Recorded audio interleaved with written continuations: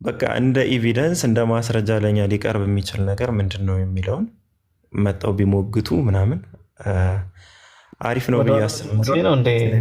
ያነሳው ምን አሪፍ ነገር አስበህ ነው? ምንድን ነው የምትፈልገው ከኔ? ቀጥል ሬነር፣ ሚዩት አደርጋለሁ። ቀጥል። አይ ከህይወት ይወጣለኝ ሰው እኔ ምንም ቀጥሎ ነገር የለም።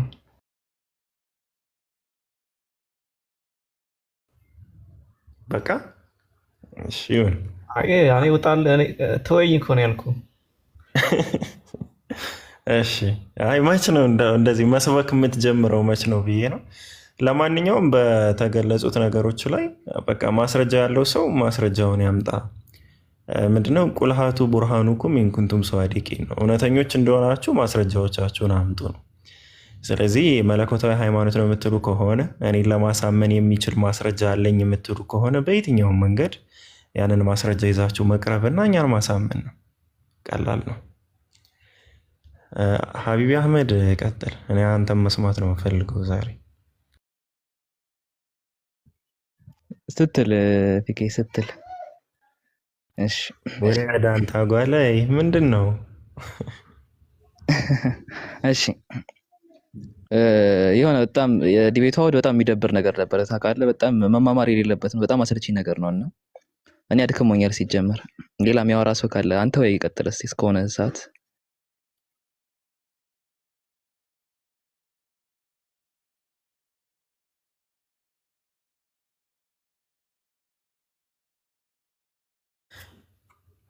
እኔ እኮ አሁን ገና መንቃቴ ነው እና አሁን መጨረሻ ላይ ነው ከመንቃቴ ነው የደረስኩት እና አልሰማኋችሁም ያወራችሁትን ምናምን። ለዛ አሁን እኮ ምኑ ላይ እንደምቀጥል ሁሉ አላወኩም። ለዛ ነው። ለማንኛውም ሰዎች በተነሳው ነገር ላይ ጥያቄ ካላችሁ ወይም ደግሞ የኔ ሃይማኖት የኔ እምነት ተጨባጭ የሆኑ ኤቪደንሶች አሉኝ አንተ ሳለህ ወይ ብላችሁ የምታስቡ ሰዎች መግባት ትችላላችሁ። አንድ ነገር ለእውነተኝነቱ ማስረጃ የሚሆን በዘመናችሁ ልታረጋግጡት የምትችሉ ምን አለ ነው። እንዲያውም ከባይብል እንትኖች ውስጥ አንድ ትንሽ ሬነር ዛሬ ሬነርን አልፋታውም እና ሬነር ምንድነው ሪፖስት አድርጎት ይሁን ስቶሪ ላይ አድርጎት ይሁን አየው ማለት ነው። የሆነ ቪዲዮ የአቡናክ ቪዲዮ ወይም አፖስቶሊክ ሰክሴሽን የሚለው ማለት ነው።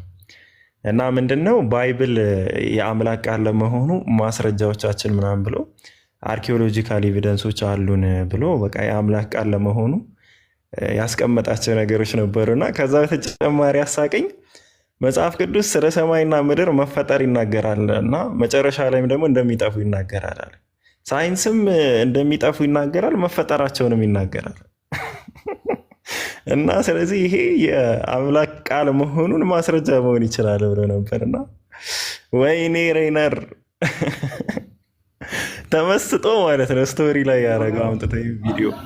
ሌላ ደግሞ ምንድነው ስሜን የምታነሳው? እየሰማው አይደለም። ኧረ አነሳለሁ፣ ገና አነሳለሁ። ሌላ ደግሞ ምን እንደማስረጃ እንዳመጣ ታውቃለህ? በድሮ ጊዜ ተፈጠሩ የተባሉ ታሪኮች አሉ። ሰዶምና ገሞራ ምናምን እንደዚህ ሊሆን ይችላል እና አርኪኦሎጂካል ኤቪደንሶች አሉን እና የተጻፉት ነገሮች የፈጣሪ ቃል መሆናቸውን ያሳያሉ ብሎ እንደ ማስረጃ መጣ።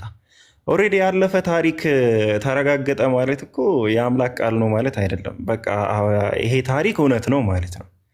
ሰው እውነት የሆነ ታሪክ በሙሉ የአምላክ ቃል ነው ሊባል አይችልም። የሆነ የሩቅ ነገር ሚስጥር ቢሆን የሩቅ ነገር አሁን የመጪውን ምናምን ኤግዛክት እንደዛ ተናግሮ ያ ነገር ቢረጋገጥ ምናምን በቃ የሩቅ ነገር ሚስጥር ይባላል። ግን ያለፈ ታሪክ መጽሐፍ እንደሚጠቃለ ያለማወቅን ወራት አሳልፈውን በየቦታውን ሳይገቡ ዘንድ ፈጣሪ ያዛል እና ተወኝ ፈትቻለሁ። እና እንዲያውም እንደ ምሳሌ ለዚህ ራሱ እንደ ምሳሌ ያመጣሁት ነገር ምንድን ነው? ይሄ እንትና ነው።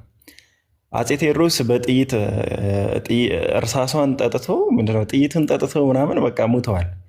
እና እሱ መሞቱን በዛ የተጻፉ ታሪኮች አሉ። ሰው በአርኪኦሎጂ አጽሙ ምናምን ተገኝቶ በጥይት መሞቱ ቢረጋገጥ እነዛ ታሪኮች የአምላክ ቃል ናቸው እንደማለት እኮ ነው። እና በጣም አስቂኝ የሆኑ ሙግቶችን ሰብስቦ ያ ማለት ነው አፖስቶሊክ ሰክሴሽን እንደንትን አስቀምጦ የአምላክ ቃል ለመሆኑ ማስረጃዎች ብሎ ነበርና እኔ አቡናክን አልከታተለውም፣ ሬነርን ነው የምከታተለው ነበርና ሬነር ፖስት አድርጎ ሳየው በቃ እየሰማሁ ብቻዬን ስስቅ ነበር። ያው ደግነቱ አልተፋታሁትም በውስጥ መስመር። ጥሩ ነው እና እስኪ ከዚህ ወጣ ያለ ተጨባጭ የምትሉት ነገር ካላችሁ እስኪ እሱን ነገር አቅርቡ። እኛ አሁን ነቢያችን ሰለላሁ ዐለይሂ ወሰለም ነቢይ ለመሆናቸው የምናቀርባቸው ትንቢቶች አሉ፣ የተናገሯቸው ትንቢቶች። እነዛ ትንቢቶች እንትን ሊሉ አይደለም፣ ሊነገሩ አይደለም፣ ሊታሰቡ በቃ የማይችሉ ነገሮች ማለት ኢምፖሲብል የሚባሉ ነገሮችን ተናግረዋል። ያ ማለት እንደ አንድምታ ትርጓሜ እንዲህ ለማለት ተፈልጎ እንዲህ ለማለት ተፈልጎ ብለን የምንፈታው ሳይሆን ዳይሬክት የሆኑ ማለት ነው፣ ቀጥታ የሆኑ ትንቢቶችን አስቀምጠዋል። ማንኛውም ሰው መጥቶ ሊያረጋግጣቸው የሚችል ቀጥታ የሆነ እንደወረደ ማለት ነው። እና በእናንተ እንደዚህ አይነት ነገር ካለ እስኪ ኑ እና አቅርቡ። አብዛኛውም ጊዜ ትንቢቶች ብላችሁ የምታስቀምጡት እናያቸዋለን። እሱም ምንድነው ከአንድ ምዕራፍ አንዲት አንቀጽ ተወስዳ እቺ ለገሌም ለገሌም አንድም ለእንትና ይሆናል አንድም እየተባለ እንደ አንድምታ ነው የሚተረጎመውና ያን ደግሞ አንድም ለእኔ ይሆናል ብዬ እኔ መናገር የምችለው ነገር ነው። ከዛ ትንቢቶች ውስጥ መካከል እንደውም አንዱ ምንድነው በአህያና በውርንጭላ የሚለው እሱ ራሱ ማንም ሰው በአህያና በውርንጭላ ሊጓዝ ይችላል። ይሄ ምንድነው የሆነ ዩኒክ የሚያደርገው ነገር አይደለም። እንደዚህ በቃ ኢምፖሲብል የሚባሉ ነገሮች እስኪ ምን አሉ? ሰላማዊትን አስገባው ምናምን እያሉ ነው። ሰላማዊት ነው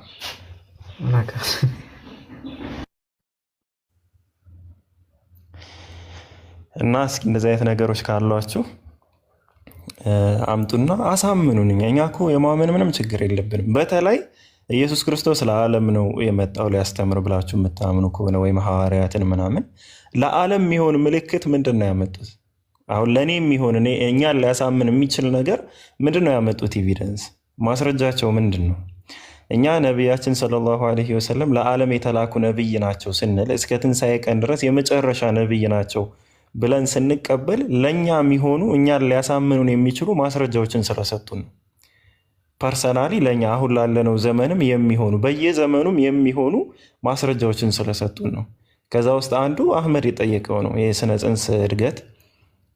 እሱ አንዱ ማስረጃ ነው። ቁርአን ላይ ካሉ ትልቅ ከሚባሉ ሳይንቲፊካል ማስረጃዎች ውስጥ አንዱ ኤምብሪዮሎጂ ነው። ለእኛ የሚሆኑ ምንድን ነው ያመጡልን ነገር?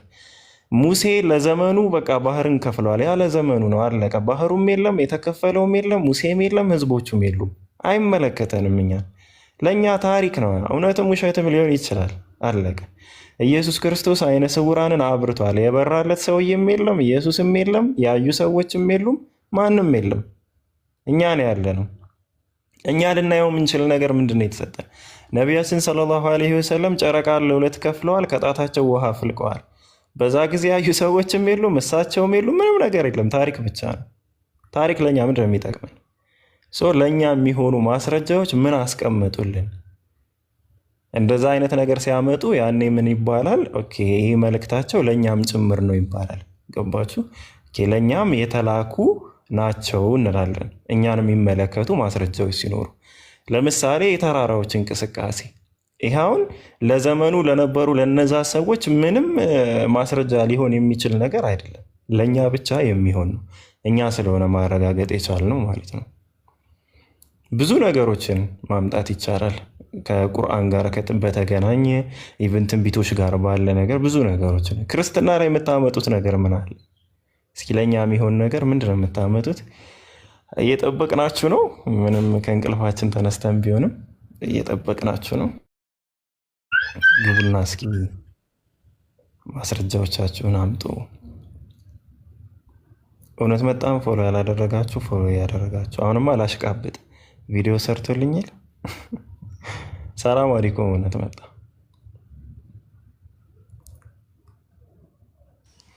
ወአለይኩም ሰላም ወረሕመቱላህ። ታላቁ ወይ እንዴት ነህ? አልሐምዱሊላህ። ማሻአላህ። እና በዚህ ዙሪያ የምትቀጥሉ ሰዎች የምታወሩ ሰዎች ካላችሁ ያው ማውራት ትችላላችሁ። የትንቢት ምናምን ነገር ግን የማስረጃ ምናምን ኤቪደንስ ሲባል ተአምር ሚራክል ሲባሉ እንዲያው አይናችሁን አስተካክሉ። የምታዩበትን መስመር የምታዩበትን መንገድ አስተካክሉ። ታሪክ እየተነገራችሁ ኤቪደንስ ነው አትበሉን። እኛ ጋር መጣችሁ ታሪክን እውነትም ውሸትም ሊሆን ይችላል። ምንም የምታረጋግጡት ነገር የለም። እንደዛ ብላችሁ እኛ ጋር አትምጡ። የእኛ ሌቭል ከፍ ብሏል። በነገራችን ላይ እኛ አሁን ከ1400 ዓመት በፊት እንዲህ ነገር እኮ ተፈጠረ፣ ምግብ ተበራከተ፣ 5000 ሰው ተመገበ፣ 1000 የሚደርስ ሰው ተመገበ በኸንደቅ ዘመቻ ጊዜ ከ1000 በላይ አይ ቲንክ 2000 ምናምን ሰዎች ያ ምናምን አሁን ለእኛ ታሪክ ነው። በቃ እንደ ታሪክ ነው የምናልፈው። አሁን እኛ መረጃ ነው እንደ ማስረጃ እንቆጥረው። እስኪ እናንተም እንደ መረጃ ቁጠሩትና ማስረጃዎቻችሁን አምጡ። ለእኛ የሚሆኑ ማስረጃዎቻችሁን አምጡ።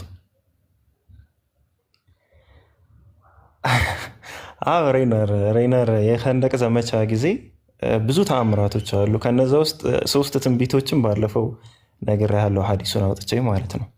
በኸንደቅ ዘመቻ ጊዜ ነቢያችን ሰለላሁ ዐለይሂ ወሰለም የተናገሯቸው 3 ትንቢቶች። በዛ ዘመቻ ጊዜ ግን የተፈጠሩ ብዙ ክስተቶች አሉ። ጉድጓዱ በሚቆፈርበት ወቅት ላይ ከዛ ውስጥ አንዱ ምንድን ነው? ለ3 ቀን ተርበው ድንጋይ አስረው ነበር በሆዳቸውና አንድ ሰሃባ ትንሽ ምግብ ስለነበረው ኑ እኔ ጋ ምናምን ምግብ አለ ሲላቸው ያን ሁሉ ሰሃባ ሰብስበው ሂደው ያ ሁሉ ሰሃባ በረከቱ ነው እንዲበላ አድርገዋል። ያ አሁን ለእኔ አሁን ያ ኤቪደንስ አይደለም። ኖርማሊ ምንድን ነው ለእኔ ፐርሰናሊ ታሪክ ነው።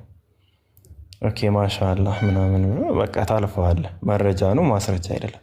ግን የተናገሯቸው 3 ትንቢቶች ግን ማስረጃዎች ናቸው የነዛ ትንቢቶች መፈጸም። ስለዚህ እስኪ ከታሪክ ውጭ የሆነ ግልጽ ያለ ኤቪደንስ እንደ ወተት እንደ እርጎ አረጋኸኝ የሚለው ሳይሆን እንዲህ ግልጽ ያሉ ነገሮችን እስኪ አስቀምጡልን። አህመድ አላረፍኩም። በቃ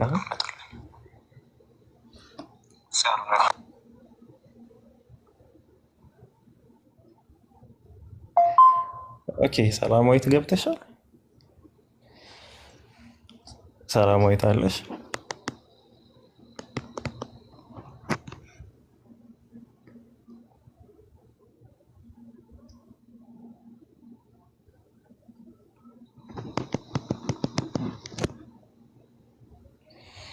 እያወራሽ ከሆነ አይሰማም። ሰላም ነው፣ እንዴት ናችሁ? ሰላም፣ እንዴት ነሽ? ሰላም ነው አለን። ትንሽ አንዳንድ ጥያቄ ልጠይቃ ነበር። ጥያቄ እንኳን አልነበረም። ከየት ቤተ እምነት ነሽ? እኔ ኦርቶዶክስ ነኝ። ታላቁ ተቀበላት።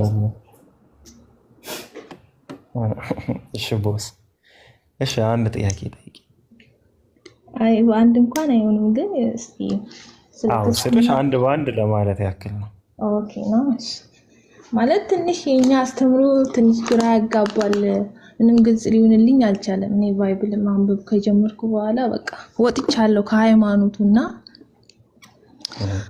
እንዴት ነው እኛ ኢየሱስን አምላክ ብለን ልንቀበለው እንዴት እንደቻለን አላቅም፣ አልገባኝም። በቃ ገባ ምንም ዝብርቅርቅ ያለ ነገር ነው የሚያስተምሩክ።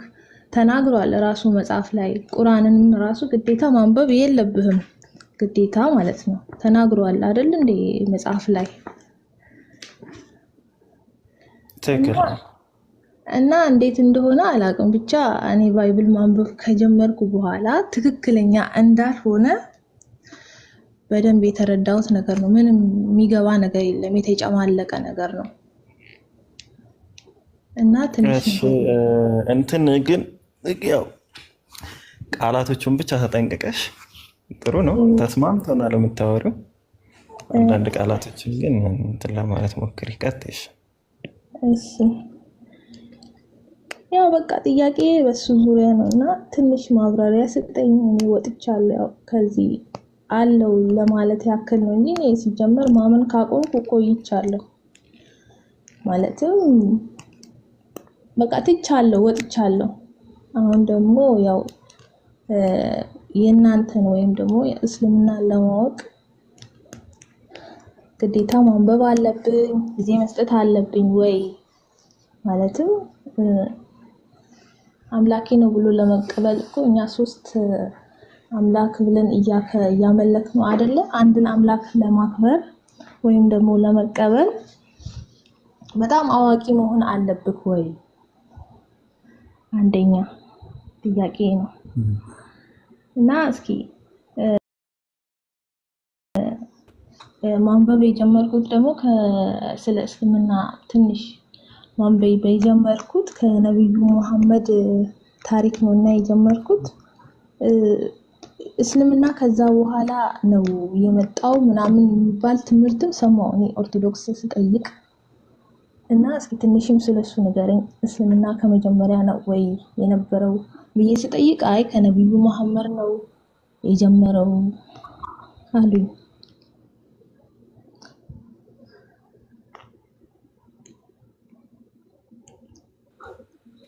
መርሐባሽ አህመድ ኢስሐቅ ትቀጥላላችሁ? ቀጥል ኡስታዝ ዘና ቀጥል አለ ፒኬ ቀጥል ኡስታዝ ፒኬ። ኧረ አህመድ አላህን ፍራ። እኔ ነው እንደ ኡስታዝ ፒኬ የምትለው? እሺ ለማንኛውም ከአነሳሻቸው ፖይንቶች እንነሳና በመጀመሪያ ደረጃ መጽሐፍ ቅዱስ ስላሴን አያስተምርም። ለዚህ ደግሞ በክርስትና እምነት ረዥም ጊዜ ቆየውም እዚሁ ረያን የተባለው አሁን ላይ ሬይነር የነበረው እሱ አህዳዊ ክርስቲያን ሆኖ ረዥም ጊዜ ቆይቷልና መጽሐፍ ቅዱስ ስላሴን አያስተምርም። ግን ቢያስተምርስ ነው አሁን ኦልሬዲ ቢያስተምርስ ተአማኒ ነው ወይ መጽሐፉ ስንል መጽሐፍ ቅዱስ ተአማኒ መጽሐፍ አይደለም። ጸሐፊዎቹ የሚታወቁ አይነት መጽሐፍ አይደለም። ብዙ እርስ በርስ የሚጋጩ ነገሮች አሉት። በማኑስክሪፕት ደረጃ እንኳን ብዙ የተለያዩ የተጣረሱ የተጨመሩ የተቀነሱ ነገሮች አሉት። ኦኬ ለምሳሌ ቀስ በቀስ ኢየሱስን አምላክ ለማድረግ የተጨመሩ አንዳንድ ነገሮች አሉ። እነዛን ጨምሮ ማለት ነው። ስለዚህ ኢቨን ቢል ራሱ ስለ ስላሴ እንኳ ቢያወራ ሶስት አምላክ ቢልም አንድ አምላክ ቢልም ተአማኒ መጽሐፍ ስላልሆነ እንደ መለኮታዊ መጽሐፍ ልንቀበለው አንችልም። እንደ ታሪክ መጽሐፍ ግን እንቀበለዋለን። የታሪክ መጽሐፍ ነው። አዎ የታሪክ መጽሐፍ ነው። እንደዛ እንቀበለዋለን። የታሪክ መጽሐፍ ደግሞ እውነትም ውሸትም ሊኖረው ስለሚችል ያው ልክ እንደዛ እውነትም አለው ውሸትም አለው ብለን እንደዛ አይነት ነገር እንወስደዋለን። ወደ ኢስላም ስንመጣ ግን እስልምና አስተምህሮ ላይ ትንሽ ለየት የሚያደርገው ነገር አንደኛ ማወቅ አለብኝ ወይ ላልሽው ነገር፣ አዎ ማወቅ አለብሽ። በሱራ 17 ቁጥር 36 ላይ ለአንተም በእርሱ እውቀት የሌለህን ነገር አትከተል፣ ማያም መስሚያም ልብም እነዚህ ሁሉ ከሚሰሩ ስራ ተጠያቂዎች ናቸው ነው የሚል። ስለዚህ በምትሰሪው ስራ ተጠያቂ እንዳትሆኝ ማወቅ ይቀድማል። ያ ማለት ግን የሆነ ግዙፍ የሆነ እውቀት ወይም ደግሞ ሙሉ የሆነ እውቀት የሚባል ነገር የለም። ሙሉ የሆነ እውቀት የለም። የሰው ልጅ ቀስ በቀስ ነው እውቀትን እያዳበረ የሚመጣውና አሁን አንቺ እስልምና ለመቀበል ማወቅ ያሉብሽ ነገራቶች ምንድን ነው? አንደኛ በአላህ ስብሐነሁ ወተዓላ ማመን ነው። ሁለተኛ በነቢያችን ሰለላሁ ዐለይሂ ወሰለም መልእክተኝነትና ነቢይነት ማመን ነው። ኢቨን ዲቴል ባትገቢ በሁለቱ እንኳ ካመንሽ አንቺ የመስለም ሙሉ መብታለሽ፣ መስለምም ትችያለሽ ነው ማለት ኦልሬዲ ሙስሊም ነሽ። እንደዛ ብለሽ የምታምኝ ከሆነ ማለት ያንን የምትቀበይ ከሆነ ከዛ በኋላ በትምህርት እያዳበርሽው ትመጫለሽ ነው። እውቀት የሚባለው ነገር እንዳልኩሽ የእውቀት መጨረሻ ስለሌለው የደረስሽባትን እውነት ትከታያታለሽ። ውሸቱ ነው ስታገኙ ደግሞ ልክ አሁን ኦርቶዶክስን ወይም መጽሐፍ ቅዱስን ተውኩት እንዳልሽው ማንኛውንም ነገር ውሸት ከሆነ መቆየት የለብሽም መተው ነው። እውነት ከሆነ ደግሞ ያንን እውነት ባገኘሻት ቅጽበት ባገኘሽው አጋጣሚ መቀበል ነው። ኦኬ ለእውነት ነገ ዛሬ አይባልም። ለደረስሽበት እውነት አላህም በዚህ ጉዳይ ላይ አይጠይቅሽም። እሱም በማወቅ መንገድ ላይ የሚታገሉ ሰዎችን አላህ ስብሐነሁ ወተዓላ መንገዱን ይመራቸዋል፣ እውነቱን ይመራቸዋል። ሰው በዛ መሀል እንኳን ይብን አንቺ ብትሞቺ በትግል ላይ ስለምትሞቺ እንደ ጂሃድ ነው የሚቆጠረው፣ ወይም ደግሞ በአላህ መንገድ ላይ እንደ መዋጋት ነው የሚቆጠረው። ያ የምታደርጊው እሱን ፍለጋ የምታደርጊው ጥረትና ትግል ማለት ነው። ስለዚህ የደረስሽበትን እውቀት በየትኛውም መንገድ የደረስሽባትን እውነት መቀበሉ ያ ግዴታ ነው። ሌላው ከእስልምና በፊት ልበል ከነቢያችን ሰለላሁ ዐለይሂ ወሰለም በፊት እስልምና ነበረ ወይ ለሚለው ነገር እንደ ኢስላም አስተምህሮ እስልምና የሰው ልጆች የተፈጥሮ ሃይማኖት ነው። ማለትም ሰው ሁሉ ሲፈጠር በኢስላም ስር ሆኖ ነው የተፈጠረው። ማንኛውም ሰው ሙስሊም ነበር። አደም አለይሂ ሰላም ሙስሊም ነበር ብቻ ሳይሆን ብለን የምናምነው እኛ ነብይም ነበር ብለን ነው የምናምነው። የአምላክ ነብይ የሆነ ሙስሊም ነበረ ብለን እኛ እናምናለን ማለት ነው። ከአደም ጀምሮ አላህ ስብሐነሁ ወተዓላም ሰዎችን የፈጠረው በዚሁ እምነት ላይ ነው። ይህንንም በብዙ አንቀጾች ላይ ይናገራል። ለምሳሌ በሱራ 30 ቁጥር 30 ላይ ቆይ አንዴ ላውጣልሽና ያነበብኩ ልቀጥል ማለት ነው።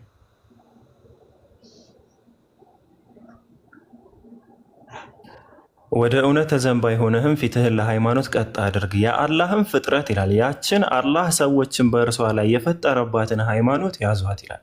ስለዚህ አላህ ስብሐነሁ ወተዓላ በዛችው መንገድ ላይ ሁላችንንም ፈጥሮናል። ስንፈጠር ኢቭን ስንወለድ እንኳን አጥምቆ ነው እንድንወለድ ያደረገን። ማለት እኛ የውሃ ጥምቀት የለንም። እኛ የምንጠመቀው አላህ ስብሐነሁ ወተዓላ ራሱ አምላካችን ራሱ በተፈጥሮ መንክር ላይ በኢስላም ላይ አድርጎ አጥምቆናል። ሱረቱል በቀራ ምዕራፍ 2 ቁጥር 138 ላይ የአላህን የተፈጥሮ መንክር ወይም እምነት ያዙ፣ በመንክር ማለትም በማጥመቅም ከአላህ ይበልጥ ያማረ ማን ነው ይላል። እኛም ለእርሱ ብቻ ተገዢዎች ነን በሉ ይላል። እና እኛ ሁላችንም ስንወለድ በአላህ መንክር ተጠምቀን የተወለድ ነው። ያ መንክር ምን ይባላል? ፊጥራ ይባላል። በኢስላም ላይ ነው። አሁን አንቺ ስላሴ ልትቀበል አልቻለሽም፣ ሶስት አምላክ አይምሮሽ ሊቀበል አልቻለም። ለምን ሲባል አምላክ አላህ ሱብሓነሁ ወተዓላ በልብሽ ላይ በውስጥሽ ላይ ያስቀመጠው ነገር አለ። ያ ነገርኛ ፊጥራ ብለን እንገልጸዋለን። ያ ምንድነው? የእሱን አንድነት፣ የእሱን መለኮታዊ ማንነትና የእሱን አምላክነት በአንቺ ልብ ውስጥ አላህ ሱብሓነሁ ወተዓላ አስቀምጧል። ይሄ በሱረቱል አዕራፍ ምዕራፍ 7 ቁጥር 172 ላይ ጌታህም ከአደም ልጆች ከጀርቦቻቸው ዘሮቻቸውን በወጣና ጌታችሁ አይደለሁምን ሲል በነፍሶቻቸው ላይ ባስመሰከራቸው ጊዜ የሆነውን አስታውስ ይላል። ጌታችን ነህ መሰከርን አሉ ይላልና እኛ ከመወለዳችን ከመፈጠራችን በፊት ገና በአዳም ጀርባ ውስጥ በነበርንበት ጊዜ ገና ሳንፈጠር አላህ ስብሐነሁ ወተዓላ በልቦቻችን ላይ በነፍሶቻችን ላይ ያስቀመጠው ቃል አለ፣ ያስቀመጠው እውነት አለ። ያ እውነት አንድ አምላክ የሚለው እውነት ነው። ይህንን የትኛውም የሰው ልጅ አእምሮ ይቀበለዋል። ነገር ግን ከልጅነት ጀምሮ የመጣሽበት የውሸት መንገድ ካለ ውሸት ላይ ስትቆይ ይኸውልሽ፣ ውሸት አብሮሽ ሆኖም ይጎዳል፣ ሲወጣም ጎድቶ ነው የሚወጣው። በሰላምም አይቆይም፣ አይቀጥልም። እውነት ደግሞ እስክትቀበዩ ድረስ ውስጥሽ ላይ ያለው ውሸት ይታገልሻል እንጂ እውነት ስትቀበዩም ሰላም ነው፣ አብሮሽ ሲኖርም ሰላም ነው። ገባሽ? ግን ያ ብዙ ዓመት አብሮሽ የኖረው ውሸት ግን ሊወጣ ሲልም አስጨንቆ ነው የሚወጣው፣ እዛው ሲቀመጥም ሰላም አይሰጥሽም ማለት ነው። እና አላህ ስብሐነሁ ወተዓላ በልቦቻችን ላይ ያስቀመጠው እውነት ምንድን ነው? የእሱን አንድ መለኮታዊ ማንነት እንድንረዳ ነው ያደረገን። ታዲያ ይሄ አላህ ስብሐነሁ ወተዓላ የምንለው አምላክ ማን ነው? ስለ ራሱ ማንነት የገለጸባቸው ብዙ አንቀጾች አሉ። ከነዛ ውስጥ ሁለት ነገሮችን ላንበብ። አንደኛ ሱረቱል በቀራ ምዕራፍ 2 ቁጥር 255 ላይ ያለውን የእሱ ማንነት የሚገልጸውን እሱን ላንበብልሽ።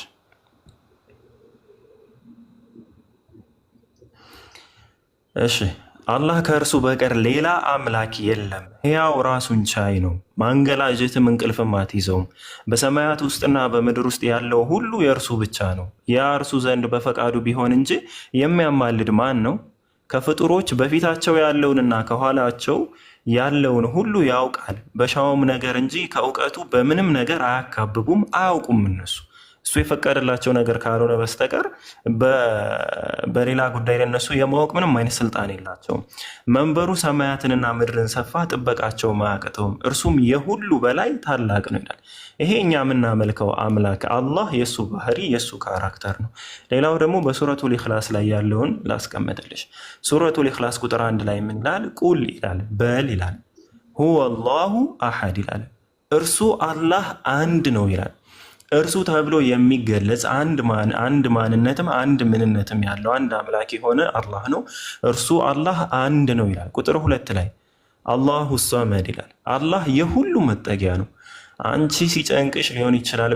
በቃ መጠጊያ ባጣሽበት ሰዓት፣ ተስፋ ባጣሽበት ሰዓት፣ የምትሄጅበት ቦታ በሌለ ሰዓት አእምሮሽ ሶስት አምላክ ሊያስብ አይችልም። ስላሴ ሊያስብ ስላሴ ሊረዳ አይችልም። አብ ወልድ መንፈስ ቅዱስ የሚለውን ነገር አእምሮሽ ላይ ሊመጣልሽ አይችልም። ወይም ፍጥረታትን ልታስብ አትችይም። ውስጥሽ ላይ የሚፈጠረው ስሜት ብቸኛው አንዱ የምትፈልጊው አንድ የሆነ ኃያል የሆነ አምላክ፣ እሱን ነው የምትለምኘው፣ ወደ እሱ ነው የምትጠጊው። ያ አካል ማን ተብሎ ይጠራል? በኢስላም አሶመድ ይባላል። ማለትም የሁሉ መጠጊያ ተብሎ ይጠራል። ሌላው ቁጥር 3 ላይ ምን ይላል? አልወለደም አልተወለደም ይላል። ያለፉት ጊዜያቶች ላይ አልወለደም እሱ፣ እርሱም ደግሞ አልተወለደም።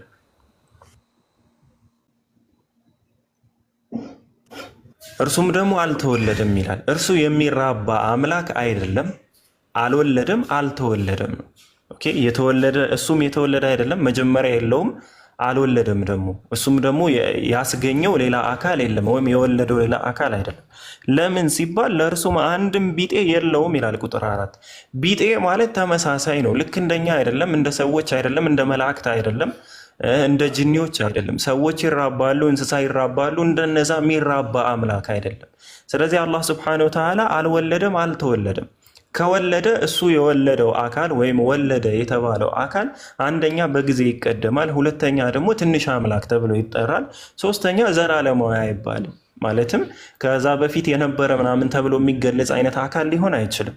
ያ ደግሞ ከሱ ማንነት ጋር ፍጹም የሚጣረስ ነው። ኢቭን የአምላክ አስተሳሰብ አምላክ የሚባለው ጽንሰ ሀሳብ ራሱ የማይወልድ አካል መሆኑ ያስታውቃል። ለምን ካልሽ ምክንያቱም እሱ መጀመሪያ የሌለው አካል ሆኖ የሚወልደው ነገር ግን መጀመሪያ ካለው እንዴት ነው ራሱን ተካ ሊባል የሚችለው? ሲጀመር አይተካም። አሁን ኦርቶዶክስ እንደሚባለው አስተምሮ ያለ መቀዳደም ምናምን ይባላል። እንደዛ ከሆነ ደግሞ ውልደት የሚባለው ነገር የለም። ስለዚህ አምላክ የሚባለው አላህ ሱብሓነሁ ወተዓላ ጅማሬ የሌለው አምላክ ነው። ለምንድን ነው ጅማሬ የሌለው ሲባል እሱ በጊዜ ስለማይቀደም ነው። እኛ ሰዎች የተፈጠርንበት ሁላችንም በጊዜ ውስጥ ነው። አላህ ሱብሓነሁ ወተዓላ ደግሞ ከጊዜ ሁሉ ውጭ ነው። ከፍጥረታት ሁሉ ውጭ ሆኖ ፍጥረታትን የሚያስተናብር አምላክ ነው። ለምሳሌ አንድ ክፍል ላይ ይቺ አንድ ክፍል ቤት ነው እኩል በተመሳሳይ ሰዓት በተመሳሳይ ጊዜ ብርሃንም ጨለማም ሊሆን አይችልም። አንድ ቤት በተመሳሳይ ጊዜና ሰዓት ብርሃንም ጨለማም ሊሆን አይችልም። ሁለት ነገር በተመሳሳይ ጊዜ፣ ሁለት ተቃራኒ ነገሮች በተመሳሳይ ጊዜና ሰዓት ሊከሰቱ አይችሉም። ስለዚህ ፍጡርና ፈጣሪ የሚባሉት ሁለት ተቃራኒ ነገሮች ናቸው።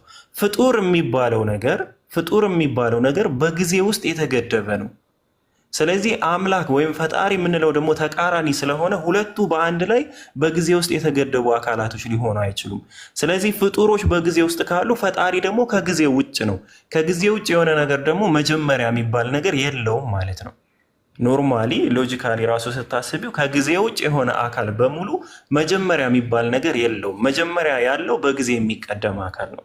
ስለዚህ እኛ የምናመልከው አምላክ አላህ ሱብሓነሁ ወተዓላ ከጊዜ ውጭ ያለና መጀመሪያም የሌለው አምላክ ነው። ለእርሱ አምላክነት 124,000 የሚደርሱ ነቢያቶችን አስተማሪ አድርጎ ልኳል። ወደኛ ወደ ሰዎቹ ወደ ህዝቦቹ በየህዝቡም ሁሉ ነቢያትን መልእክተኛን አላህ ሱብሓነሁ ወተዓላ ልኳል። 124,000 የሚጠጉ ነቢያቶችን ልኳል። ለምን? እንድንጠፋ አይፈልግም። ይኸውልሽ የአላህ እዝነት የእኛ አምላክ አዛኝነቱን አንዱ የምታወቂው ገና ከመፍጠሩ በፊት ስለ ራሱ አስታውቆሻል። ከተፈጠርሽ በኋላ ደግሞ ቤተሰቦችሽ ምናምን ሃይማኖትሽን ሊያስቀይሩሽ ይችላሉ። እሱ መልእክተኞችን ልኮሻል እንድትማሪ። መልእክተኞችን ሲልክ ግን እንደዚሁ ዝም ብሎ በታሪክ እንድትኖሪ ሳይሆን ተጨባጭ የሆኑ ማስረጃዎችን ሰጥቶ ልኳቸዋል። እነዚህን ነቢያቶች እነዚህን መልእክተኞች ተጨማሪ የሆኑ ተጨባጭ የሆኑ ማስረጃዎችን አንቺ እንድታምኚ የሚያደርጉ ማስረጃዎችን አስጨብጦ ልኳቸዋል። ለምን? እንዳታስተባበያቸው።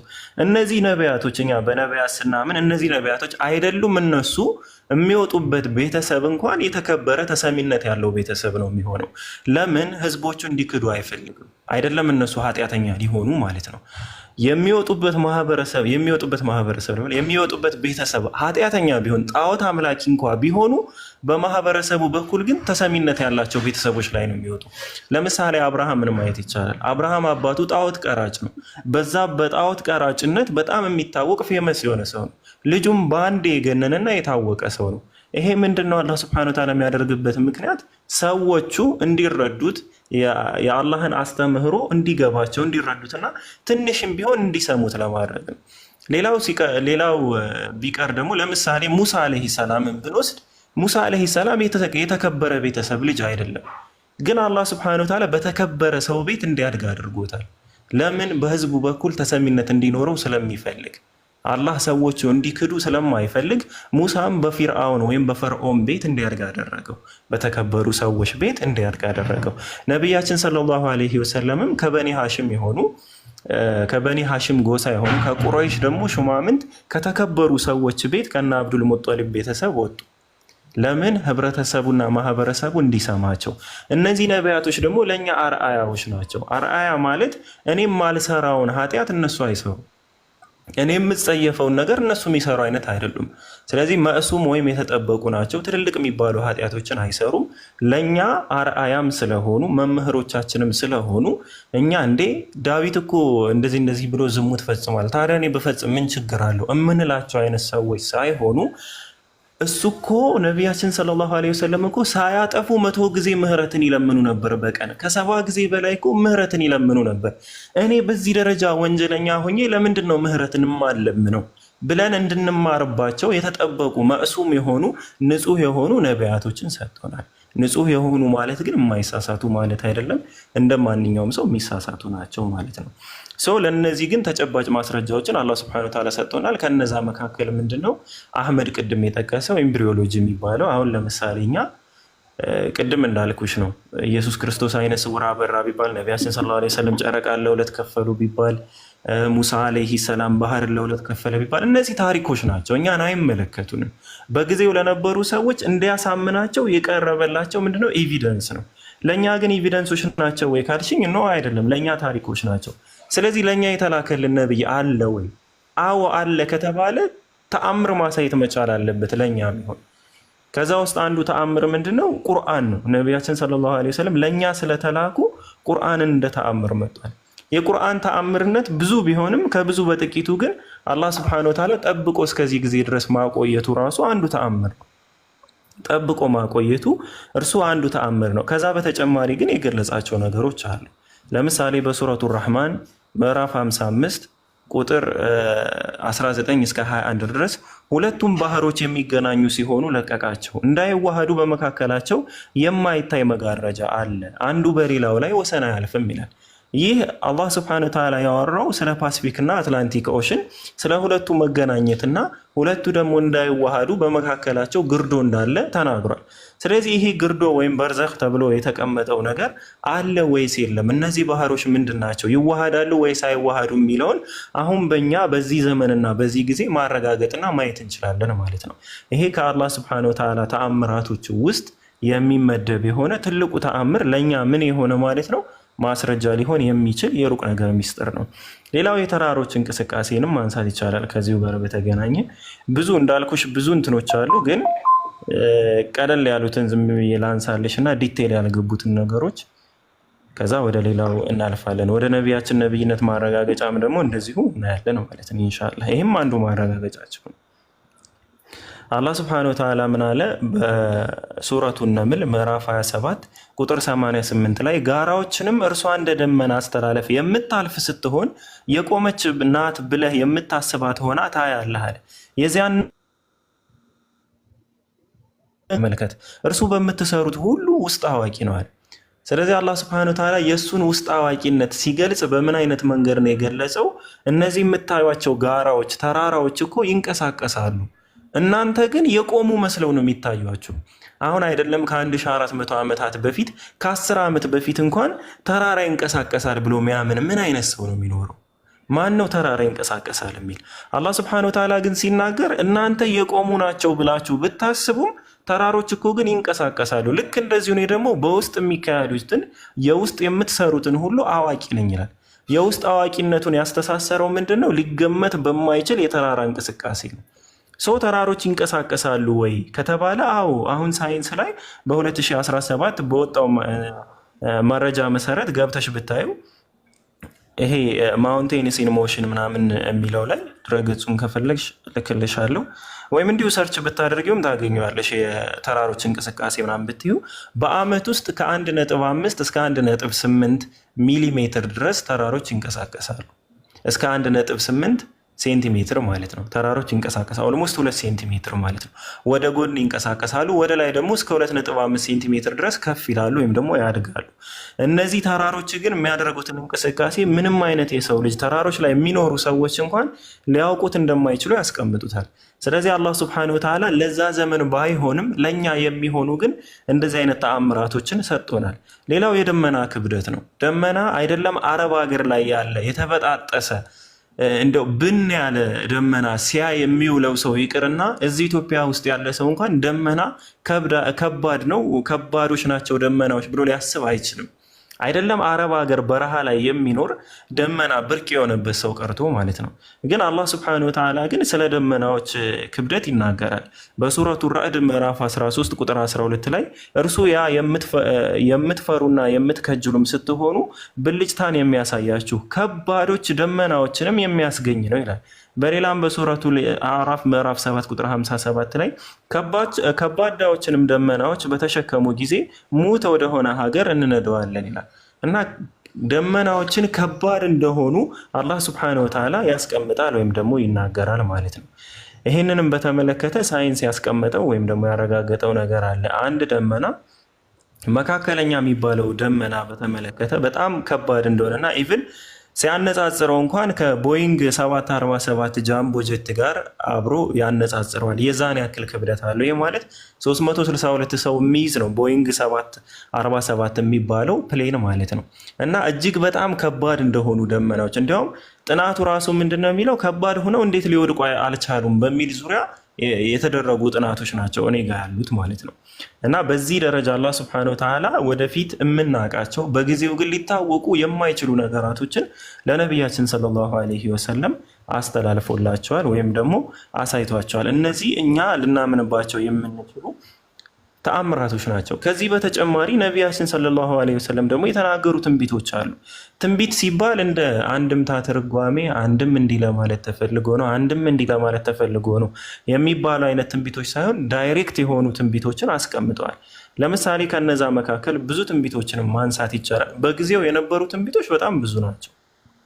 እነዛ በጣም ብዙ ናቸው። ለምሳሌ ስለ ኡስማን እና ስለ ዑመር ያወሩት አለ። ነቢያችን ሰለላሁ ዐለይሂ ወሰለም ሰሂህ አል-ቡኻሪ ላይ ሐዲስ 3675 ላይ የተናገሩት ነገር አለ። ምንድነው እሱም? ኡሁድ ተራራ ላይ ቆመው እያለ የኡሁድ ተራራ ይርገፈገፋል። በኡሁድ ተራራ ላይ አቡበክር፣ ዑመር፣ ኡስማን እና ነቢያችን ሰለላሁ ዐለይሂ ወሰለም ነበሩ። በሚርገፈገፍበት ጊዜ ነቢያችን ሰለላሁ ዐለይሂ ወሰለም ምን አሉ? ኡሁድ ሆይ ተረጋጋ፣ አንተ ላይ ነቢያችን ሰለላሁ ዐለይሂ ወሰለም አንድ፣ ሁለተኛ አስሲዲቅ አቡበክር እና 2 መስዋዕቶች ወይም ደግሞ 2 ሰማዕታት አሉብህ አንተ ላይ እና ተረጋጋሉት። ሰማዕታት ማለት በሸሂድ ወይም በሰው እጅ የሚሞቱ ሰዎች ማለት ነው። እነዚህ 2 ሰዎች ዑመርና ኡስማንን ገና ሳይሞቱ በፊት 2ቱም ሰማዕት እንደሚሆኑ ነቢያችን ሰለላሁ ዐለይሂ ወሰለም አስቀድመው ተናገሩ። ሰማዕት የሆኑት ግን በዛ ጦርነት ሁኔታም አይደለም። ነቢያችን ሰለላሁ ዐለይሂ ወሰለም ደግሞ ዲቴል የእያንዳንዳቸው ሞትን አስቀምጠዋል። ሰሂህ አል-ቡኻሪ ሐዲስ 7096 ላይ ነቢያችን ሰለላሁ ዐለይሂ ወሰለም ዑመር ሲናገር ምን አለ? ነቢያችን የተናገሩት ነበር ስለ አንድ በር። ያ በር ምንድነው? በዑመርና በዛ ፊትና ወይም በትልቁ ፊትና መካከል አንድ በር አለ ብለው ተናግረዋል። እና ዑመር ስለዚህ በር ለሁዘይፋ ጠየቀው። ሁዘይፋም ሲናገር አንተ በዚህ ጉዳይ ላይ ስጋት ሊኖርህ አይገባም፣ በአንተና በፊትናው መካከል እኮ አንድ በር አለ ብሎ ይጠይቀዋል። ከዛ ዑመርም ያ በር ይሰበራል ወይንስ ይከፈታል አለው። አይ ያ በር ይሰበራል አለ። እንግዲህ ስለዛ በር መሰበር ነው የሚያወራው ሁዘይፋ። ከዛም ዑመር አለቀሰ። በዚህ ምክንያት ሁዘይፋ ምን ብሎ ተናገረ? ያ በር ዑመር ነበር ይላል። ያ በር የተነገረው በር ዑመር ነው ተብሎ ነው የተነገረው። ዑመር ይሰበራል፣ በሰው እጅ ይሞታል ብቻ ሳይሆን ዑመር ከሞተ በኋላ እንኳን ፊትና እንደሚቀሰቀስ፣ ፊትና እንደሚመጣ፣ ትልቁ ፊትና እንደሚመጣ የተቀመጠ ነገር ነው በትንቢት ማለት ነው። ያ ፊትና የማን ዘመን ነው? የኡስማን ዘመን ነው። ኡስማን የሚባለው ደግሞ ሁለተኛው ሰማዕት ብለው የገለጹት ነው። ሰሂህ ሙስሊም ላይ ሐዲስ 2403 ላይ ስለ ኡስማን ስለሚገጥማቸው ፈተናዎችና መታገስ እንዳለበት ነቢያችን ሰለላሁ ዐለይሂ ወሰለም ይናገራሉ። ይሄም ቢሆን ግን ታሪክ ነው። ይሄም ቢሆን ስለ ሮምና ፋርስ ይናገራሉ። ቢሆንም ግን ታሪክ ነው። ኦኬ፣ በእኛ ጊዜ የሚሆኑ ነገሮች አይደሉም። ስለዚህ በእኛ ጊዜ ስለሆኑ ነገሮች ግን ስናወራ ነቢያችን ሰለላሁ ዐለይሂ ወሰለም ከተናገሩት ውስጥ አንደኛው ምንድነው? የሚለብሱት ጫማ የሌላቸው ህዝቦችና አረብ ማህበረሰቦች እረኛ የሆኑ ማህበረሰቦች ህንፃ በመገንባት ይሽቀዳደማሉ ብለው ተናግረዋል። ይህንንም ንግግር ሱነን ኢብኑ ማጃ ላይ ሐዲስ 63ኛው ሐዲስ ላይ እናገኛለን። የሚለብሱት ጫማ የሌላቸው ማህበረሰቦች ህንፃ በመገንባት ይፎካከራሉ ብለው ተናግረዋል።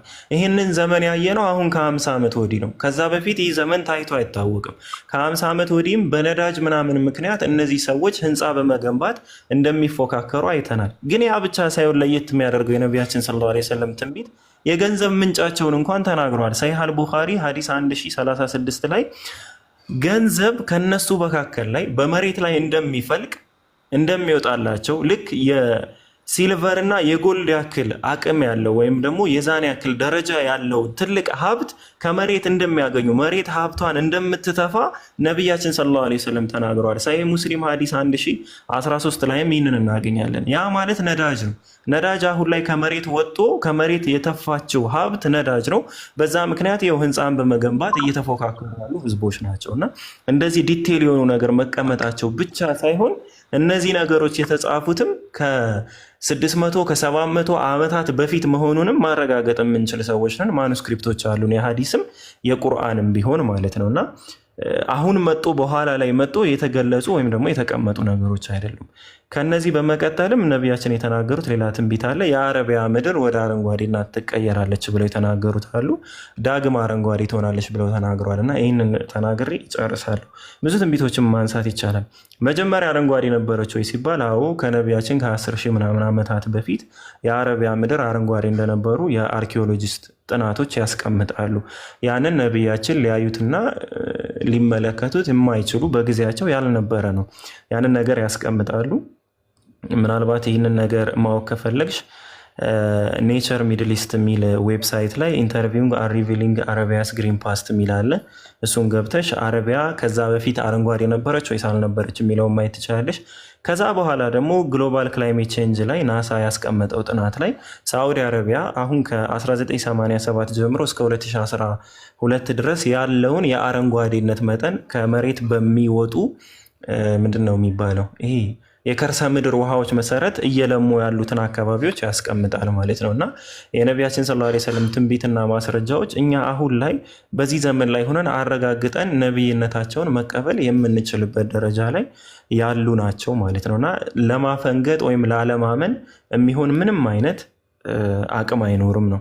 ከዛ በኋላ ሌላው የነቢያቶች ሃይማኖት ምን ነበር በሚለው በቁርአን መሰረት ሁሉም ነቢያቶች ሙስሊሞች ነበሩ። ከቁርአን ውጭ የተባለ ማስረጃ ግን ከተፈለገ ነቢያቶች ስለመኖራቸው ወይም ደግሞ ስለነዛ ነቢያቶች እንኳን ምንም አይነት የሚያወራ የታሪክ ማስረጃ የለም። ስለዚህ መጀመሪያ ከዚህ ስጡን ብሎ የሆነ ነገር ካመጡ ከዛ አውጥተን እኛ ልንሰጣቸው እንችላለን። ግን ኢስላም ማለት ምን ማለት ነው፣ ሙስሊም ማለት ምን ማለት ነው የሚለውን ነገር ላስረዳና በቃ እሱ ያልቃል። ኢስላም ማለት መገዛት መታዘዝ ማለት ነው። ለአላህ ስብሐነሁ ወተዓላ መታዘዝና መገዛት ማለት ነው። ሙስሊም ማለት ደግሞ የሚታዘዝ የሚገዛ ተገዥና ታዛዥ ማለት ነው። ያ ሙስሊም ይባላል። ለአላህ መገዛት መታዘዝ ደግሞ ምን ይባላል? ኢስላም ይባላል። ስለዚህ አንድ ሰው ሙስሊም ለመባል ለአላህ ስብሐነሁ ወተዓላ መታዘዝና መገዛት አለበት ማለት ነው። ስለዚህ ነቢያቶች በሙሉ ለአንዱና ለብቸኛው አምላክ ኢየሱስ ክርስቶስን ጨምሮ ኢቭን በታሪክ መጽሐፍ በባይብል እንኳን ብናየው ለአንዱና ለብቸኛው አምላክ ለሱ የተገዙና የታዘዙ ነበሩ። እነማን? ነቢያቶች በሙሉ ማለት ነው። ስለዚህ ነቢያቶች በሙሉ ታዛዥ ወይም ሙስሊሞች ተብለው ይጠራሉ። ሊንጉስቲካል በቋንቋ ደረጃ እንኳን እንደዛ ተብለው ይጠራሉ ማለት ነው። ነቢያቶች ኢየሱስ ክርስቶስ ያመለከው አንድ አምላክ ነው። አሁን ላይ ክርስቲያኖች የሚያመልኩት ግን 3 አካል ነው፣ 3 አምላክ ነው የሚያመልኩት። ኢቭን ኢየሱስ ክርስቶስ በሰውነቱ ያመለከውን እንኳን አያመልኩም። ኢየሱስ ክርስቶስ ግን ፍጹም ታዛዥ ስለነበረ ለዛ አንዱ አምላክ ሙስሊም ብለን እንቀበላለን ማለት ነው። እና ኢስላም ማለት ይሄ ነው፣ ሙስሊም ማለት ይሄ ነው። በጣም አበዛውብሽ። ሶሪ። ሀሳብ ካለሽ ወይም ጥያቄ ካለሽ ወይም ያልተነሳ ፖይንት ካለ አህመድ ወይም ይስሐቁ ቀጥሉ። እሺ አመሰግናለሁ በጣም። በቃ ጥያቄው ለጊዜው ይሄ ነው። በጣም ማወቅ የፈለኩት እስልምና የጀመረው ከነብዩ መሐመድ ነው።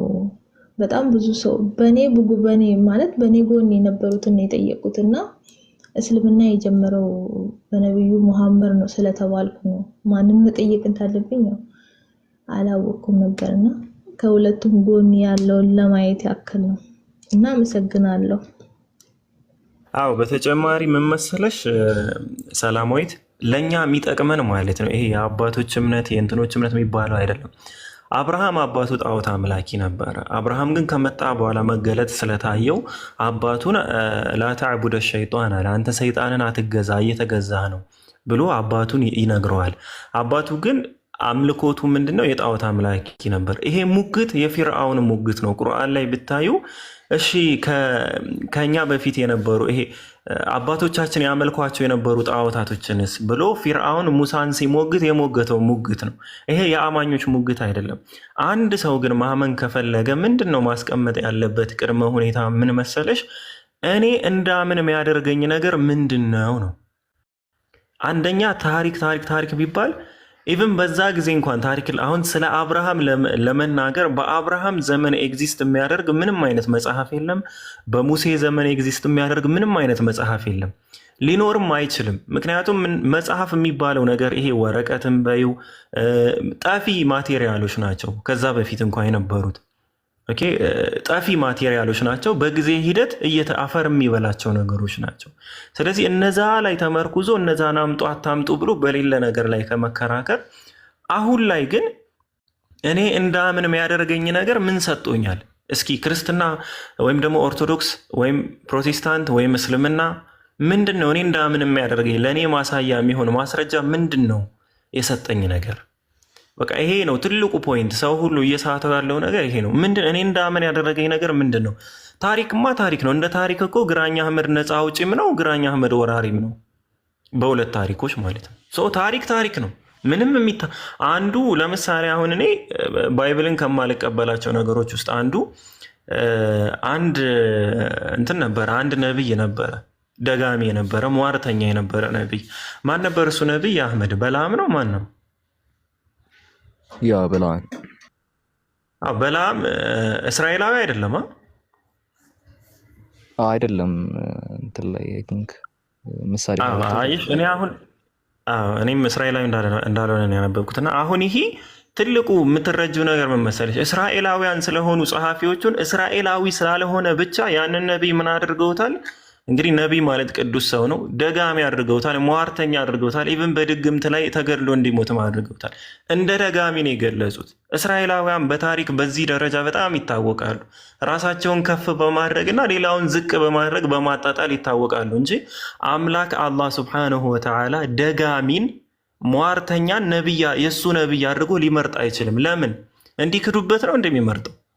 ሰዎች እንዳይቀበሉት ነው እንዴ? አንድ አካል እኮ እንዳይቀበሉ ሲፈልጉ ነው በኔጌቲቭ ነገር የሚመርጠው።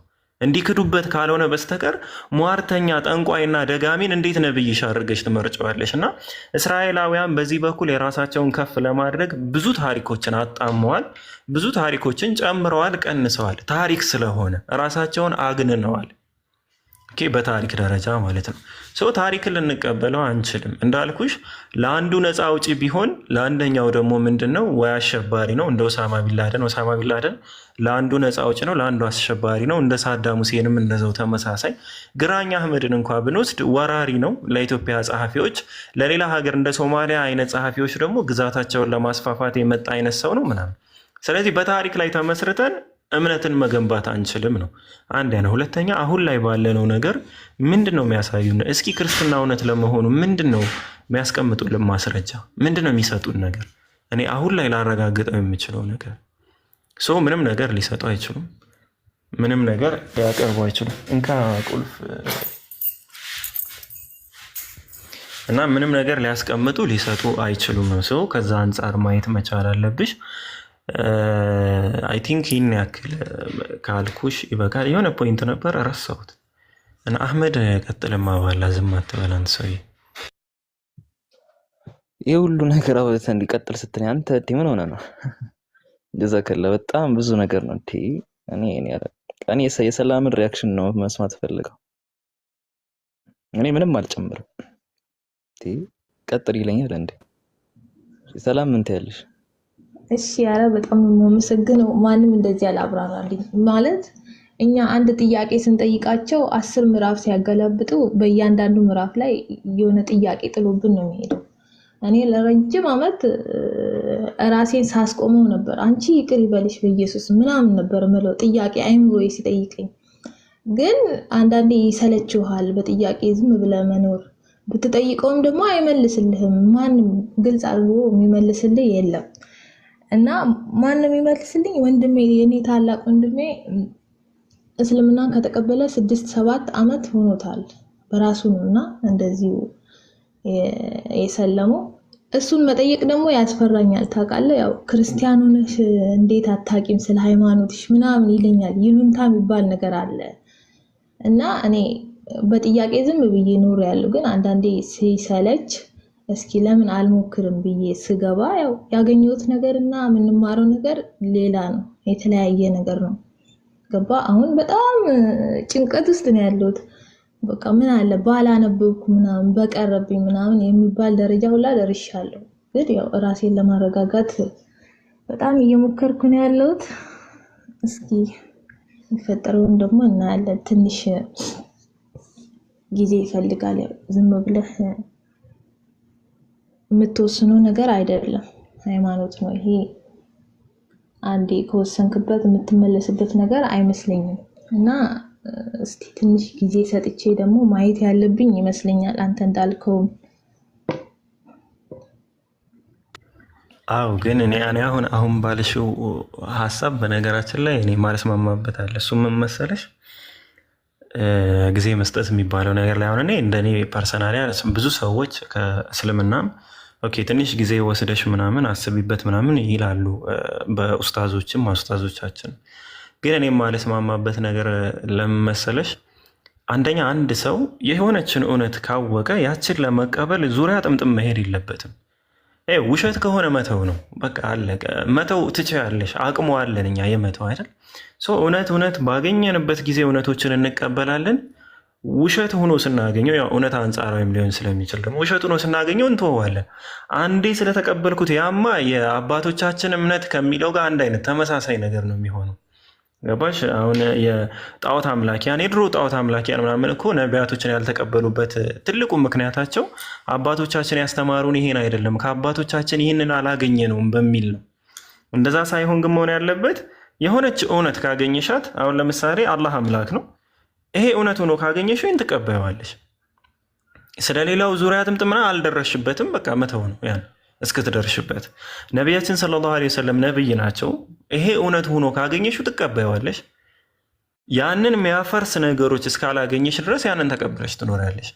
ለምን ወጣሽ፣ ለምን ገባሽ፣ ለምን ሄድሽ፣ ለምን ወጣሽ፣ ያ ሰው በአንቺ ላይ ጀጅ የሚያደርገው ነገር ነው። አንቺን አይመለከትሽ። አንቺ ግን ለመዳን እስከሆነ ድረስ ያችን እውነት አውቀሻት ግን ሳትቀበያት ብትሞቺ ምንድን ነው የሚደርስብሽ ነገር? ኦልሬዲ እኮ አላወቅኩትም ልትያችም ኦልሬዲ ስላወቅሽው ማለት ነው። እና ምን ልልሽ ነው፣ አሁን በአላህ አምላክነት አሁን ካመንሽ በቃ ያንን ተቀብለሽው በውስጥሽ እኔ ተቀብያለሁ አላህ አምላክ መሆኑን አምናለሁ፣ በቃ የነብዩ ሰለላሁ ዐለይሂ ወሰለም ነብይነት ነው የሚቀረኝ። ስለዚህ እሳቸውን ነብይነት ደግሞ ቀስ ብዬ አረጋግጣለሁ፣ እማራለሁ፣ አጠናለሁ ነው። የነቢያችንን ነብይነትም ደግሞ ካመንሽ ደግሞ በቃ ሻሃዳ ትይዣለሽ። ሻሃዳ ማለት የአላህን አምላክነትና የነቢያችንን ነብይነት መመስከር ነው። ያን ደግሞ ትይዥና በቃ ምንድነው ሌላውን ነገር ደግሞ እያጠናሽ ትይዛለሽ ማለት ነው፣ ትከታያለሽ። ሌላው ሐዲስ የሚባለው ነገር በጣም በብዙ ሺዎች የሚቆጠር ነው።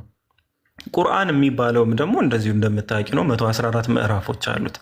114 ምዕራፎች ውስጥ አንዷ አንቀጽ አልገባችሽም ማለት ሙሉ 114 ምዕራፉ ውድቅ ነው፣ ስህተት ነው ማለት አይደለም። አልገባችሽም ማለት ነው ያልኩኝ፣ ስህተት ነው ማለት ሳይሆን አልገባችሽም ማለት እንደዛ ውድቅ ነው፣ ስህተት ነው ማለት አይደለም። ዋናው መሰረታዊ ነገሮች ላይ ከተረዳሽ ዲቴል ስላሉ ጉዳዮች ደግሞ በጊዜ ሂደት የምትረጃቸው ነገሮች ናቸው፣ በጊዜ ሂደት የምትማሪያቸው ነገሮች ናቸው። እና ምን ታደርጊያለሽ መሰለሽ፣ የደረስሽበትን እውነት እየተከተልሽ ያልደረስሽበትን ለፈጣሪ ለወደፊቱ እየተውሽ ስትደርሽበት ደግሞ መተው ያለብሽን ነገር ላይ ደግሞ እየተውሽ ታልፊያለሽ።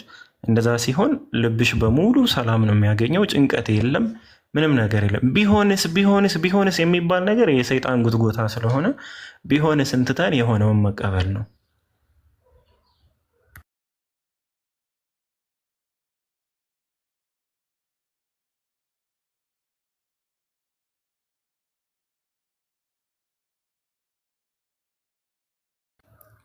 ቀጥሉ። ጃ አህመድ ምናምን ቀጥሉ። እኔ አይ ቲንክ መውጣትም ያለብኝ ይመስለኛል። ቀጥሉ ሰዎች።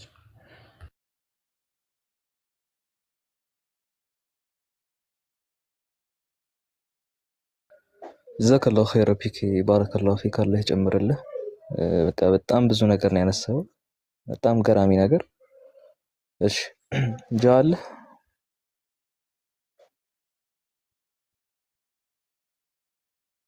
ጃ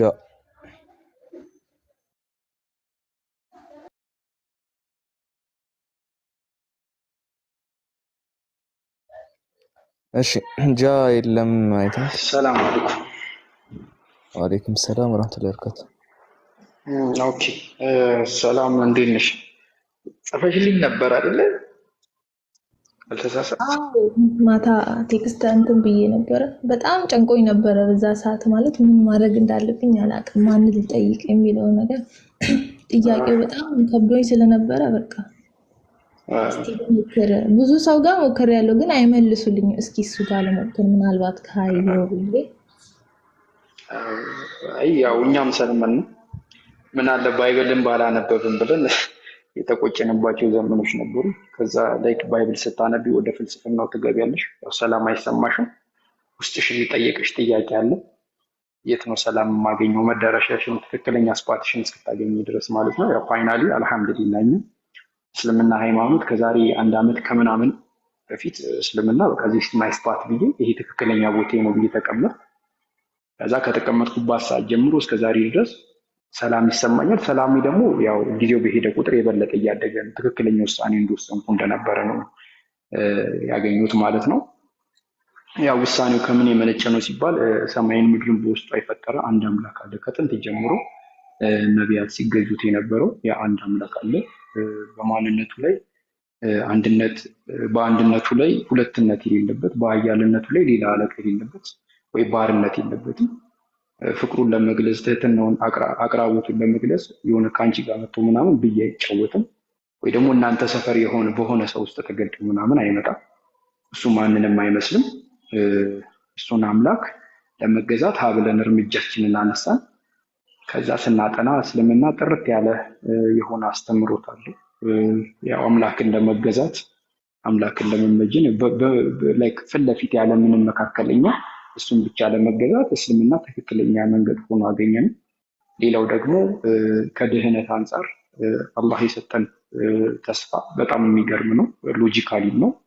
ምናልባት በዚህ ዘመን ላይ ራሱ ብታስቢ በጣም የሚገርም ነገር ነው። በጣም የሚገርም ነገር ስለ ኃጢአት ያለው አላህ እነማንን ይጠይቃል እነማንን ይምራል የሚለውን ነገር ስታይ በጣም የሚገርምና አጠር አድርጌ እነግርሻለሁ። አላህ ከሚጠይቃቸው ሰዎች ውስጥ አውቀው እያወቁ ያጠፉ ሰዎችን አላህ ይቀጣልና ጀሃነም የሚገቡት ደግሞ እነማን ናቸው ተብሎ ሲታሰብ ደግሞ እነዛ በቃ መግባት አንፈልግም ያሉት ናቸው። እና እነሱ ሲቀሩ ሁሉም ወደ ጀነት ገቢ ነው በእስልምና ማለት ነው። እና ሌላው ደግሞ ምን መሰለሽማ ስለ እስልምና የማያውቁ ሰዎችን አንዱ ሎጂካል ያልሆነ ነገር አይፈርድም። ግምድል ፍርድ የሚባል ነገር አለ። እሱን አይፈርድም አለ። ሎጂካል ነው፣ በቃ ፌር ነው ያለው ነገር፣ የተብቃቃ ነገር ነው። አንድ ሰው አላህን የሚገዛ ከሆነ በመገዛት ውስጥ ደግሞ መልካም ስራዎችን የሚያስከትል ከሆነ ይሄ ሰው ይድናል ማለት ነው። በእስልምና ሃይማኖት ማንም ሰው በማንም ኃጢአት አይጠየቅም። ማንም ሰው ደግሞ በማንም ስራ አይመነድም ወይ አይሰድቅም። ሁሉም ሰው በየራሱ ነው የሚጸድቀው ማለት ነው። አላህን ካለመገዛትና በቀጥታ አላህን ከመገዛት ውስጥ ከሚያወጡ ኃጢአቶች ሲቀሩ ሌሎች ኃጢአቶች እንዳስፈላጊነታቸው ተመጣጣኝ ቅጣትን ተቀጠሽ ወደ ጀነት የምትገቢበት አይነት ነገር ደግሞ አለ። ገና ለገና በእስልምና ሃይማኖት አንድ ሰው እስክሪብቶ ሰረቀ ተብሎ ለዘላለም በጀሃነም ውስጥ አይገባም ማለት ነው። ያ ተመጣጣኝ ቅጣት ይቀጣል ሁሉንም ማለት ነው። እነማን ሲቀሩ አለን? ኃጢአተኛ ላይ አላህን ከመታዘዝ ወይ ደግሞ ከእስልምና በቀጥታ የሚያስወጡ ወንጀሎች ሲቀሩ ማለት ነው። እና ይሄ ነው ያለው ነገር። እንግዲህ ሀብለን እርምጃችንን ጀመርን። እስካሁን ድረስ አላህን እየተገዛን ነው። ደስ የሚል ዲን ነው። ይህንን ዲን ደግሞ ከአላህ ተቀብለው ለእኛ የሰጡን ያስተላለፉልን ነቢዩ መሐመድ ይባላሉ። ስለዚህ ይህን ነቢዩ መሐመድ ይህንን ዲን ስላስተላለፉልን ጀስት በቃ እውቅና እንሰጣቸዋለን። በቃ እሳቸው የአላህ ነቢይ ናቸው ብለን እውቅና መስጠት፣ ክሬዲት መስጠት ብቻ ማለት ነው። ምክንያቱም አላህ እኔ ለእናንተ የላኩላችሁ ነቢይ ናቸው ሲሉን እኛ ደግሞ አላህ አንተ ለእኛ የላክልን ነቢይ ናቸው ብለን እንቀበላለን። ይህንን እውቅና እንሰጣለን። እኛ ነብዩ መሐመድን አንጸልይላቸውም፣ አናመልካቸውም። ምንም የተለየ ነገር የላቸውም። ጀስት ነብይ ናቸው። ልክ እንዳንቺ ሰው ናቸው። ከአንቺ የሚለዩት አንቺ ሴት ነሽ፣ እሳቸው ወንድ ናቸው። አንቺ ነብይ አይደለሽም፣ እሳቸው ነብይ ናቸው።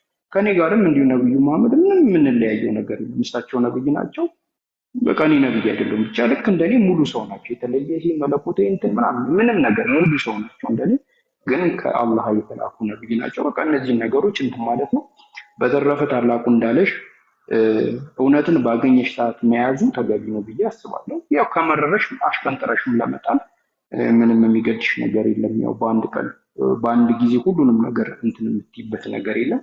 በተወራው ነገር ላይ ጥያቄ ካለሽ ጥያቄሽን በደንብ ጠይቂና እሱን ነገር አድምተሽ እንጂ ግን የተወራውን ነገር የምትቀበይ ከሆነ ይህንን እውነት ለመቀበል ዛሬ ነገር አትበይ የሚል መልእክት ነው ያለ። አህመድ እኔ ማውራት አልችልም፣ ሰላማዊት ስለሆነች ነው ያወራሁት። ቀጥሉ በቃ ያልኩሽን ግን ሂጂ።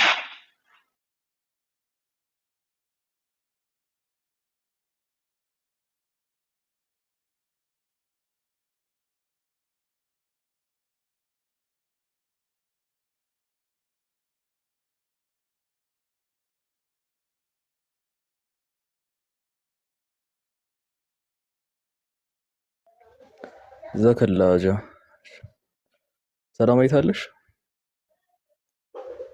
አሉ ሪያክሽን አለሽ? የምትይው ነገር አለ? እስቲ ይሳቅ አለ? እስቲ ይሳቅ የሚልሽ ነገር ካለ ቀኝ ይሳቅ። አላየሁህም አፋን። ሰላም አለይኩም ይሳቅ።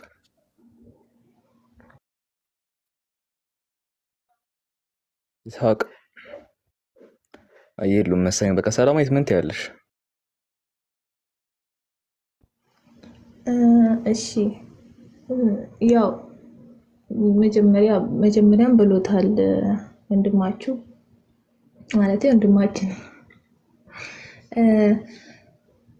የምታምኑን አምላክ ያው ትንሽ ቢሆን ዋና ዋና ነገሮችን ማወቅ አለብህ አይደል? እኔ ደግሞ አምላክ አንድ ነው ብዬ ገና አመንኩ እንጂ ስለ ነብዩ መሐመድ ማለት ብዙ የተባልኩትም ነገር እየተባልኩ ያደግኩትም ነገር ስላለ ትንሽ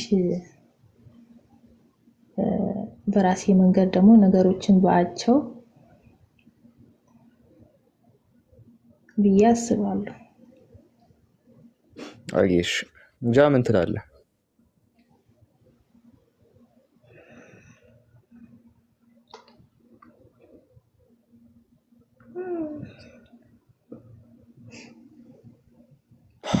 እሺ ዛህራ አለሽ?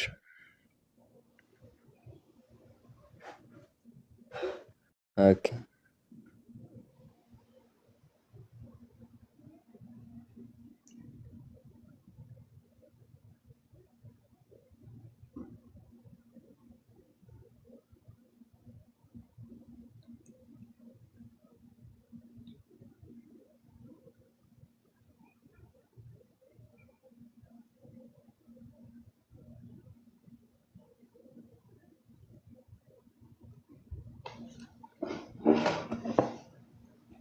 መርሐባ። እሺ በቃ እኔ ሁሉንም ነገር አሉት እኮ አሁን እኔ ምን እንደምልሽ አላውቅም። ቢኪም ብሎሻል፣ ዛህራም ብሎሻል። ላይክ ምንም አዲስ ነገር የለም። ባይዘኝ ገብታችኋል? አዲስ ነገር የለም። በቃ ተናግረዋል። ፒኬ እንዳለ እኔ በፒኬ አሁን ከፒኬ ላይ እኔ በፈጣሪ ስም በጣም አሰልቺ ነው የሚሆነው። ያን ሁሉ ነገር ነግሮሽ ቢስሚላህ በጣም ገራሚ ነገር ነው። አሁን ጃም ደግሞ እንደማጋባለጅ የነገረሽ ነገር ሱብሃንአላህ። እዚህ ኢንሻአላህ ጥያቄዎች ካሉሽ ጠይቂ። ነገር ግን ደግሞ ለእውነት በጊዜ አትስጪ። እሺ ሰላማዊት፣ በቃ ነገ ሳይሆን ነገን ታዩ።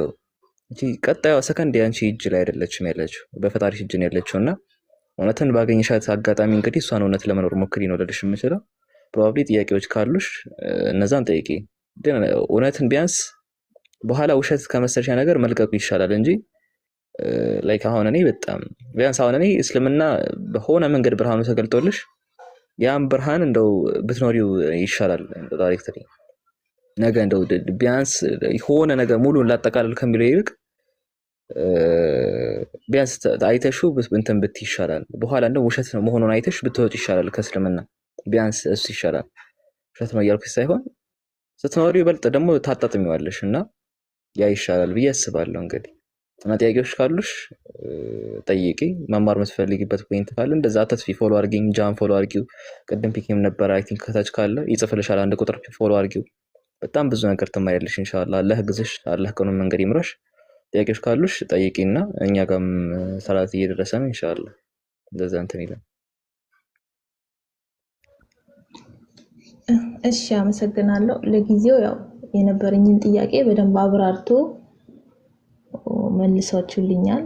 አመሰግናለሁ ለሱ። ለጊዜው ያው ይሄ ነው። እውነትን ነው ያው እውነትን ባገኘሃት ጊዜ ነው ልትኖራት የሚገባው ብሏል ሲናገርና እውነትን ያው ታውቃለህ። ደግሞ እኛ አንዳንዴ ነገሮችን ስታስባቸው ከኖርክበት ካመንክበት ወተክ ሌላን ነገር ደግሞ በደንብ አድርገህ ለማመን ትንሽ ይፈትንሃል፣ በዙሪያ ካሉ ሰዎችም ምናምን እና ለጊዜው ያው ጥያቄ መልሰልኛል። ፈታበይና ኢንሻአላህ እየመጡ እንትን ይልሻል፣ ያስተናግዱሻል። እንደዚህ ሁሉም ያው እዚህ ጋር የምታየው ማለት ነው። አሁን ትልቁ ላይ ማድረግልሽ ጃቢር ይታይሻል። ትልቁ ላይ ያለው ያው እስልምናን ተቀብሎ ነው። ይገርምሻል። እዚህ ጋር የምታያት ዛህራ 8 ዓመቷ ምናምን በቃ ይገርምሻል። ያው እኔ ራሱ እስልምና የተቀበልኩኝ ነኝ። ገብተሻል። ግን እንዲ እውነት እንኖራት እስቲ ብለው ያየናትን በእንራት ብለው ሲመጡበት ቀሩ በዚያው በቃ እውነታን በደንብ ያዩት ነውና ኢንሻአላህ አንቺ በደንብ በርቺ። ጥያቄ ምናምን ካለሽ በደንብ ፈታበይ። ግን ደግሞ ሞትን እያሰብሽ እሺ።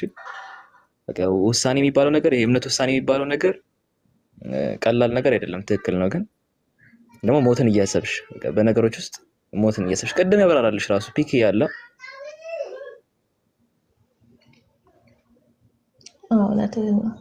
ፒኬ ቀደም ፒኬ ያበራራልሽ ጥያቄ መልስ የመለሰልሽ ማለት ነው። እሱ ራሱ ሰለምቴ ነው። ይገርምሻል። በጣም የሚገርምሽ ነገር እሱ ራሱ ሰለምቴ ነው። አዎ በጣም የሚገርም ነው የሚሆኑት።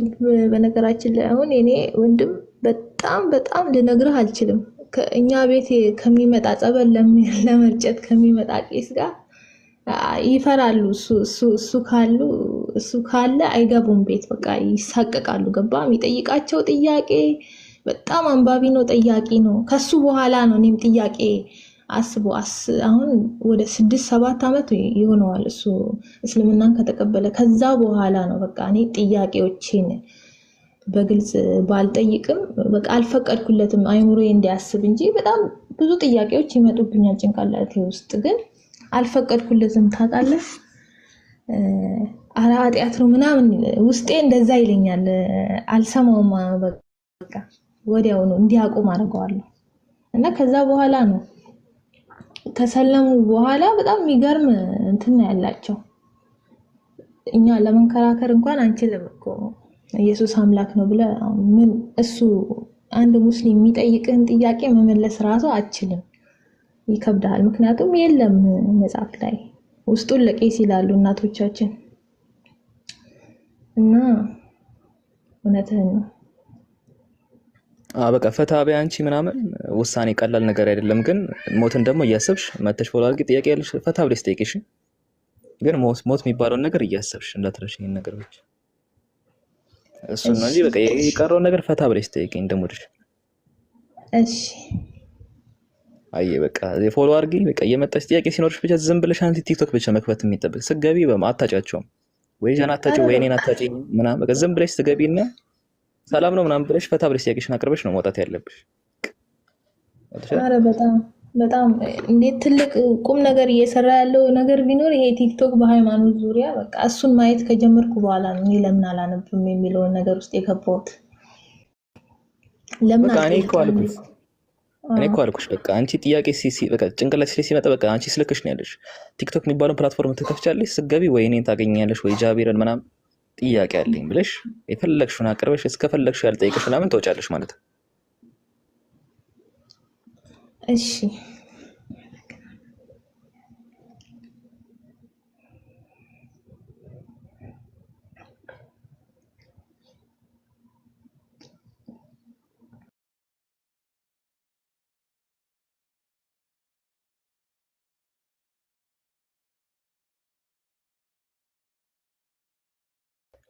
ጃ አለ። እሺ ዛራ ምናምን የምትሉት ነገር አለ በቃ ሳልወጣ በፊት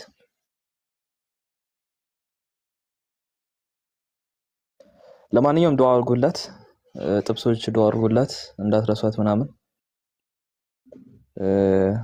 ያን ዱዓ አድርጉላት። አንዳንድ ጊዜ አላህ ይምራት። ከዛ በዘለለ በቃ ያው ገራሚ ኮሚኒቲ ገባሽ ነው። ገራሚ ኮሚኒቲ በቃ ፈታ ብለሽ ነው የምትኖሪ ኖሮሽ። ፈታ ያለ ህዝብ ነው ያለው። በቃ ጥያቄሽን እንደሞድሽ ነው መጠየቅ ብቻ። አንቺ ከአንቺ የሚጠበቀው በቃ ይሄን ቲክቶክ መግባት ብቻ ነው እያልኩሽ። ከዛ እንደ ምርጫሽን ላንቺ ትያለሽ ማለት ነው።